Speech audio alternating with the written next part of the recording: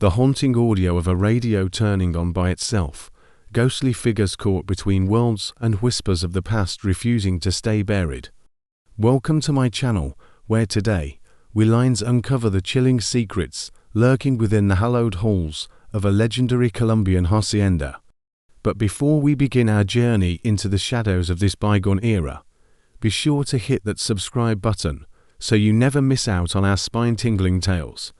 Now let's delve into the eerie enigma of the hacienda and the spectral secrets it holds. Nestled in the picturesque landscape of Colombia's Cauca Valley lies a place where time seems to stand still. The renowned Hacienda El Paraíso has captivated hearts and minds for generations.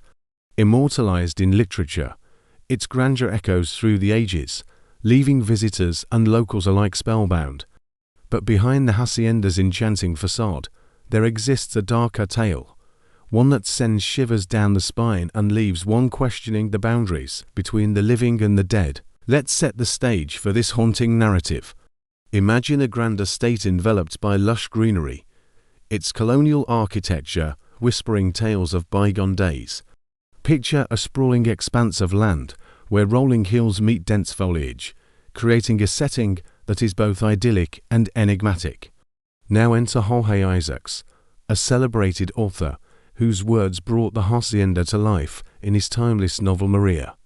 Allow me to paint a vivid picture of the characters and their tragic love story. At the heart of the narrative stands Efrain, a young man who embarks on a journey to Europe, only to return home and find his world shattered. For upon his arrival, he discovers the woman he loves, the ethereal María, has passed away. Their love story, a poignant reminder of life's fragility and the haunting realization that even the most profound connections can be cut short. But the story doesn't end there, for lurking beneath the surface of this idyllic romance lies a disturbing undercurrent.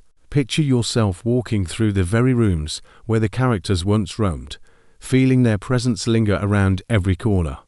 And then there are the enslaved people brought from Africa to work the land, their stories etched into the very fabric of the hacienda. As you explore the grounds, you can almost hear their chains dragging across the earth, a haunting reminder of their struggles and sacrifices. But let us now turn our attention to the haunting tales that have become synonymous with the hacienda. Prepare to be captivated by the eerie accounts of those who have dared to venture within its mystical confines. One story that sends shivers down the spine is the legend of the wailing ghosts. Imagine standing in the midst of the tranquil gardens when suddenly a mournful wail cuts through the air. It is said that on certain nights, the spirits of former owners and enslaved people roam the grounds, their cries echoing through the darkness. Some believe these sorrowful sounds are the tormented souls seeking solace or perhaps an escape from the shackles of their earthly bonds. Others whisper that they are the spirits of those who perished violently on the hacienda grounds, their anguished cries forever trapped within its walls. Then there is the mysterious case of the radio that tunes into Christian hymns all by itself. Just as you begin to feel the weight of the hacienda's somber past, a strange phenomenon occurs. An old radio in a sealed room begins to emit faint sounds of Christian hymns. Many who have heard this spectral broadcast believe it to be the soul of a former god who took his own life, desperately seeking to communicate with the living. Each hymn a cryptic message carried on the wind, reaching those who are open to hearing its haunting melody. But perhaps the most unsettling tales revolve around the hacienda's very walls, for it is here that whispers of the past refuse to be silenced. Visitors and staff alike have reported inexplicable occurrences that defy rational explanation. Doors and windows open and close on their own, as if guided by an unseen hand.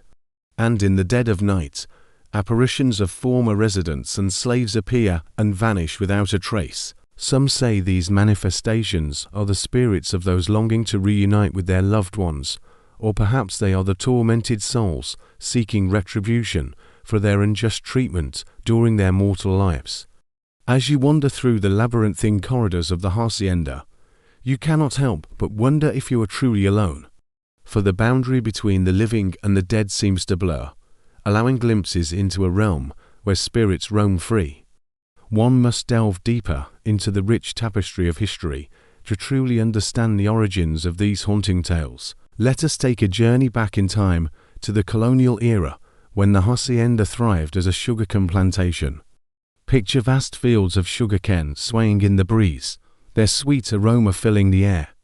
Beneath the seemingly idyllic surface, however, lay a dark reality, for it was here that thousands of Africans were brought to work as enslaved people, their hopes and dreams crushed under the weight of their captors' cruelty.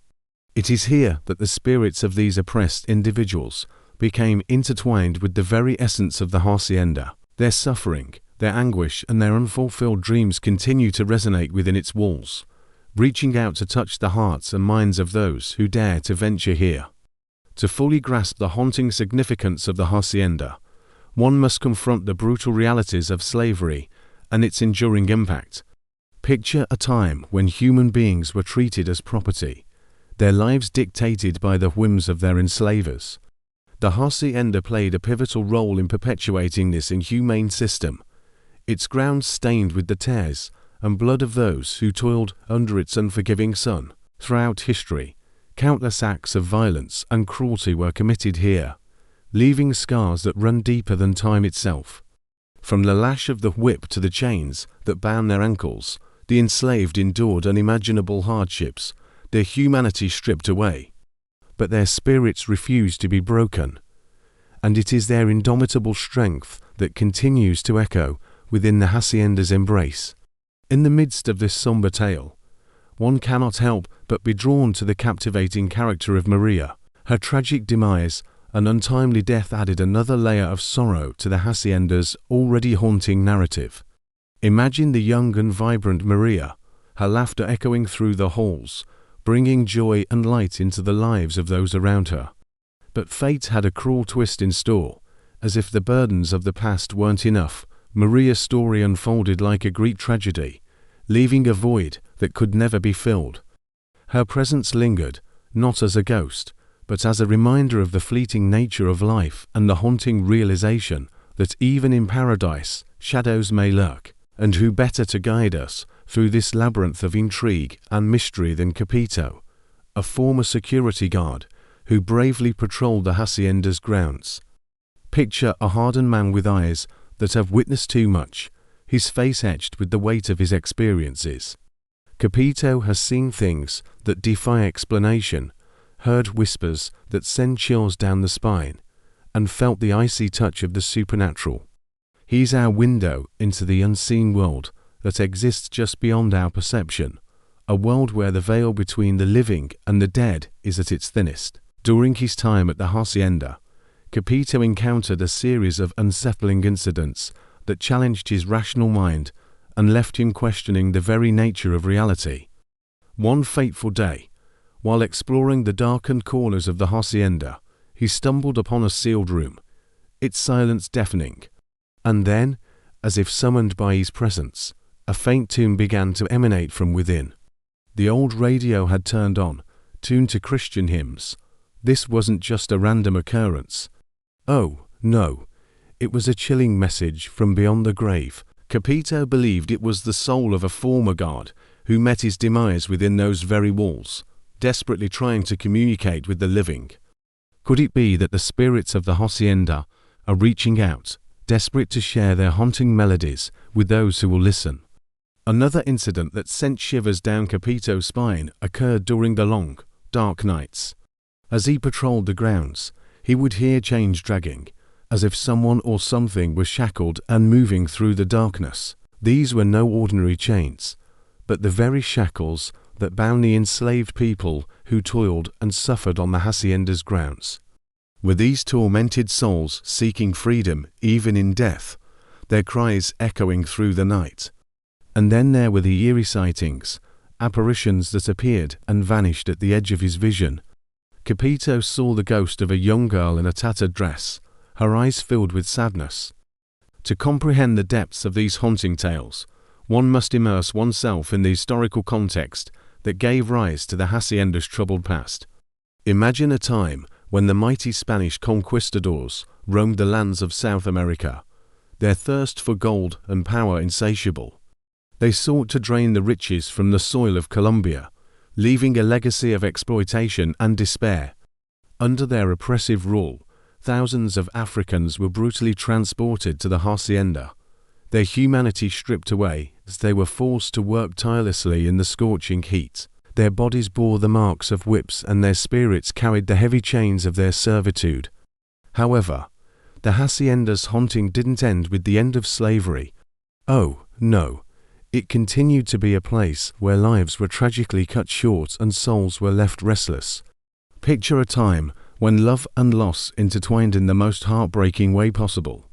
Maria, the epitome of beauty and grace, found her love story tragically cut short. Her untimely death cast a shadow over the hacienda, leaving an emptiness that echoed through its halls. Some say her spirit lingers,